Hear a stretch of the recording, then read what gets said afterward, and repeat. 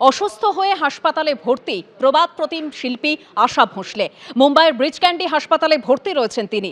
হৃদরোগে আক্রান্ত প্রবাদ প্রতিম শিল্পী আশা ভোঁসলে। জরুরি বিভাগে চিকিৎসা চলছে, জানালো হাসপাতাল কর্তৃপক্ষ। রাজ্যে ভোট প্রচারে এসে রাজ্যের দুপ্রান্তে দাঁড়িয়ে একই দিনে তৃণমূলকে অনুপ্রবেশ ইস্যুতে আক্রমণ করলেন নরেন্দ্র মোদী এবং অমিত শাহ, যার পাল্টা উত্তর এসেছে তৃণমূলের তরফে। आप मुझे बताइए, क्या आप घुसपैठियों की सरकार बनने देंगे? সবাই যদি অনুপ্রবেশকারী হয় তো মোদিজি তুমি কাদের ভোটে জিতেছো? ঘুসপেটিয়া বা অনুপ্রবেশকারী পশ্চিমবঙ্গের ভোটে অন্যতম ইস্যু এবার এটাই। নরেন্দ্র মোদী থেকে অমিত শাহ রাজ্যে এসে প্রতিটি জনসভা, প্রতিটি বক্তব্যে এই ইস্যুকেই হাতিয়ার করছেন দুজনেই, আর পাল্টা দিচ্ছে তৃণমূলও। टीएमसी अब बंगाल में घुसपैठियों द्वारा घुसपैठियों के वोट से घुसपैठियों की सरकार बनाना चाहती है।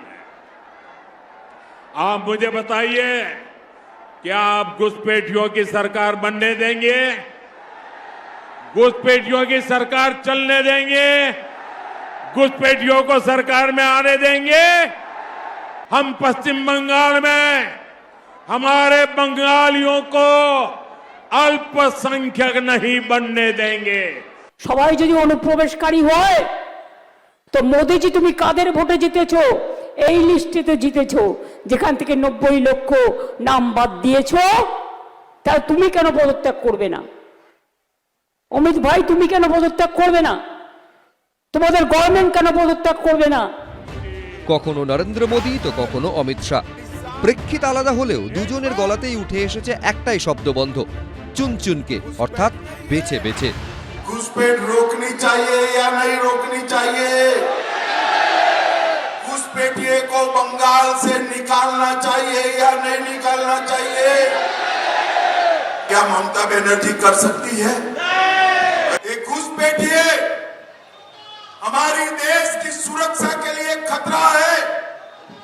हमारे युवाओं की रोजगारी ले जा रहे हैं। सारे घुसपैठियों को चुन चुन कर निकालने का काम भारतीय जनता पार्टी करेगी। সব থেকে বড় বাংলাদেশিকে আপনি দিল্লিতে আশ্রয় দিয়ে রেখেছেন। শেখ হাসিনার স্ট্যাটাস কি? শেখ হাসিনা কি অনুপ্রবেশকারী, না শেখ হাসিনা শরণার্থী? প্রশ্ন করবেন বিজেপির নেতাদের, উত্তর আছে। একই দিনে রাজ্যের দুপ্রান্তে দাঁড়িয়ে অনুপ্রবেশ ইস্যুতে তৃণমূল সরকারকে কার্যত সাঁড়াশি আক্রমণ করলেন মোদী শাহ। এর প্রভাব কি এবার ভোট বাক্সে পড়বে? ভাস্কর মুখোপাধ্যায়, কমল কৃষ্ণ দে, শিবাশিস মৌলিক, এবিপি আনন্দ। রাজনীতিতে কারা বোঝেন শুধু টাকা আনা পাই, কারা হতে চায় আমজনতার মুন্না ভাই, কাদের প্রতিশ্রুতির চাদরে শুধুই তাপ্পি, আর কারা চুপি চুপি দিচ্ছে জনগণকে জাদুকি ঝাপ্পি। সাবধান, এবার কিন্তু জনগণ সমস্ত কিছু পরখ করে নিচ্ছে। একটা বৃষ্টি পড়ুক দাদা, হাঁটু পর্যন্ত এখানে জল হয়ে যায়। কিচ্ছু নেই, এভরিথিং ইজ গন। কলকারখানার দিকে একটু নজর দেওয়া উচিত। চাকরি বাকরির তো একটা সমস্যা রয়েছে। মানুষ ঠিক করে যে কে জিতবে কে হারবে, মানুষের ওপরেই আমরা নির্ভর করি। উনি বুঝতে পেরেছেন যে শুভেন্দু অধিকারী বড় ভোট থেকে এখানে জিততে চলেছে। সাধারণ মানুষের অভিজ্ঞতা ভোটে প্রতিফলিত করাটা আমাদের চ্যালেঞ্জ এবারে নির্বাচনে হবে। সকালে ঘুম থেকে উঠে খবরের কাগজ নিয়ে বসেন, নাকি টিভি চালান, নাকি মোবাইল স্ক্রল করেন? আমরা যেহেতু ওল্ড স্কুল থেকে এসেছি, না আমাদের কাছে খবরের কাগজের গন্ধটা না পেলে, চায়ের কাপে খেতে খেতে গন্ধ না পেলে আমাদের দিনটাই শুরু করা যায় না। নতুন কাগজের গন্ধ, সেটা পড়ি, 3-4টে খবরের কাগজ পড়ে চা খেয়ে তারপর দিনটা শুরু করা যায়। সম্প্রতি আপনার মেয়ে সৌদি আরবে আটকে পড়েছিলেন। আমি নিজেও 2 মেয়ের বাবা। মানে এইটা জানতে চাই আপনি মানসিকভাবে নিজেকে কিভাবে স্থির রেখেছিলেন, কারণ আমি সেই জায়গায় নিজেকে কল্পনাও করতে পারছিলাম না। এরকম ঘটনা আগেও হয়েছে, নিশ্চিতভাবে টেনশন তো হয়েছে। আমার মেয়ে, আমার স্ত্রী, আমার নাতনি সবাই উমরা করতে গিয়ে আটকে গেছিল। এর আগেও হয়েছিল ওই স্টেশনে, যেদিন বোম্বেতে ভিটি স্টেশনে গুলি চললো, সেদিন ও পড়তে গেছিল ওখানে। এবারের থেকে সেবারের টেনশন বেশি হয়েছিল। আমি এসে যতক্ষণ না ফোন করছি মনে হচ্ছে আমার হার্টটা ফেটে যাবে। সুতরাং বাবা হিসেবে তো টেনশন থাকেই, উদ্বেগ থাকেই। এই চাপটা হলো ভেতরে কোথাও একটা স্নেহের চাপ। এই চাপটা প্রত্যেক বাবার থাকে, এবং সেই বাবা, আপনার মেয়েরা, বাচ্চা যত যত বড় হবে থাকবে। আপনি মেয়র, সারাক্ষণ এই বৃষ্টি, বন্যা, এই হচ্ছে না, ওখানে এই হচ্ছে না, এই যে এত সবের মাঝখানে কখনো বাড়ি ফিরে ক্লান্ত লাগে? মনে হয় একটু আড্ডা মারি? কখনো আড্ডা মারা হয়? না, আড্ডা মারা হয়। আমার একটা ক্লাব আছে, চেতলা অগ্রণী ক্লাব। আমি রাত্রিরে যেখানেই থাকি আলটিমেটলি ক্লাবে গিয়ে পুরনো সব বন্ধু আছে, একদম পুরনো দিনের কথা, যখনই চান্স পাই ক্লাবে যাই, ক্লাবে গিয়ে আড্ডা মারি, মানে আমাদের পাড়ার ক্লাব আছে। এত ব্যস্ততার মাঝখানেও সিনেমা, সিরিয়াল, সিরিজ বা নাটক দেখা হয়? হ্যাঁ দেখি, আমি শেষ কোনটা দেখেছেন? বর্ডার 2 দেখছিলাম রাত্রিবেলা, পুরোটা হয় না, 3-4বারে দেখছি, এরকম দেখি। এবং সিনেমাতেও যাই মাঝে মাঝে, ফ্যামিলি নিয়ে সিনেমা যাওয়া, রেস্টুরেন্টে খাওয়া, এই কাজগুলো করতে হবে, কারণ আমার নাতনিটা আছেন, ও আমার গার্জিয়ান এখনকার। সামনে কিন্তু বর্ষবরণ, ভোজন রসিক বাঙালির ফুল কোর্স রসনা বিলাসের স্বাদ মিলিয়ে যেতে না যেতেই কিন্তু ফাইনাল রাউন্ডের বাঁশি বেজে যাবে মাঠে নামার জন্য। তবে ভোজন রসিক বাঙালির বাতে নানান স্বাদের পদের পাশাপাশি নানান ধরনের ইস্যুও কিন্তু সমানভাবে সাজানো আছে। আর নির্বাচনের আগে এই ইস্যুগুলোকে কেন্দ্র করেই উত্তেজনার পারদ কিন্তু বাড়ছে ধীরে ধীরে।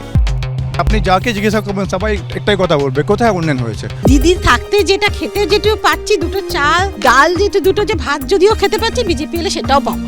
যা দিয়েছে অনেক দিয়েছে। পড়াশোনারও কোনো সুবিধা নেই, শুধু 1500 টাকা দিয়ে দিলে কাজকর্ম কোথায় যেতে আসবে? এবারে আপনাদের প্রার্থী তালিকায় তারকার চমক কমলো কেন? সোহম আছে, লাভলি আছে, তারকা তো আছে, তারকার প্রাধান্য থাকবে, অন্য কারোর থাকবে না, সেটা হতে পারে না। সব মিলিয়ে আমাদের প্রার্থী তালিকা সামঞ্জস্য আছে এবং প্রায়োরিটি দেওয়া হয়েছে যে যেখানে জিততে পারবে সেই সিট তাকে দেওয়া হয়েছে। এবার পুরো পশ্চিমবাংলা দেখবে কি আমরা কিরকম ফাইট ওখানে দিচ্ছি। ভবানীপুর জুড়ে মুখ্যমন্ত্রী বিধানসভা কেন্দ্র হওয়া সত্ত্বেও বেহাল রাস্তা, কর্পোরেশন কোনো কাজ করে না।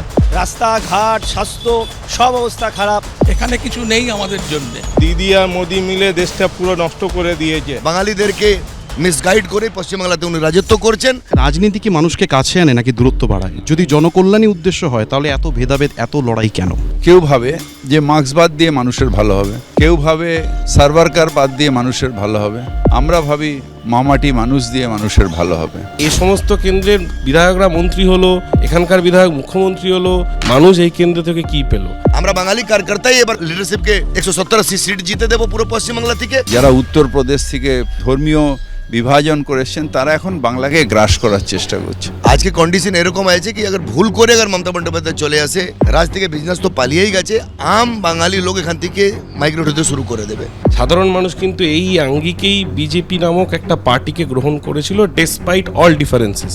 আজ কিন্তু সেটা সম্পূর্ণ ব্যর্থ।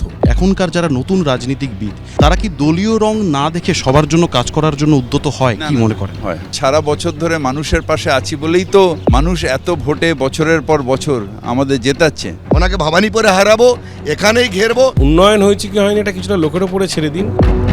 দিদি আমাদের জন্য অনেক উপকার করেছে, কন্যাশ্রী, রূপশ্রী, যুবশ্রী। বিজেপি একটা সাম্প্রদায়িক দল, ওরা তো ধর্মের নামে উস্কানি দিচ্ছে। বেকার অনেক বেড়ে গেছে। উন্নয়নের নিরিখে ভোট হবে, ভাওতাবাজিতে কোনো ভোট হয় না পশ্চিমবঙ্গে। আর সেরকম কোনো প্রশ্ন হওয়ার কোনো কিছু নেই, সবকিছুই ঠিকঠাক ভাবেই আছে। যদি সবকিছু উন্নয়ন হয়ে গিয়ে থাকে তাহলে ওনারা বেরোচ্ছেন কেন প্রচার করতে? মানুষ তো দেখেছে কি উন্নয়ন হয়েছে। 0% বেটারমেন্ট। কথার ধারে কথা কাটার খেলা, যুক্তি পাল্টা যুক্তির চাল গুনতে গুনতে ফুরিয়ে এলো বেলা। এখন বেশ বুঝতে পারছি সূর্য ডুবলেও এই হাওয়া কিন্তু তেতে থাকবে ভোটের উত্তাপে। আমাদের সফর আজকে আমরা এখানেই শেষ করছি। আপনারা দেখতে থাকুন তারকার চোখে তারকা কেন্দ্র, আর চোখ রাখুন এবিপি আনন্দ। এবিপি আনন্দ, এগিয়ে থাকে, এগিয়ে রাখে।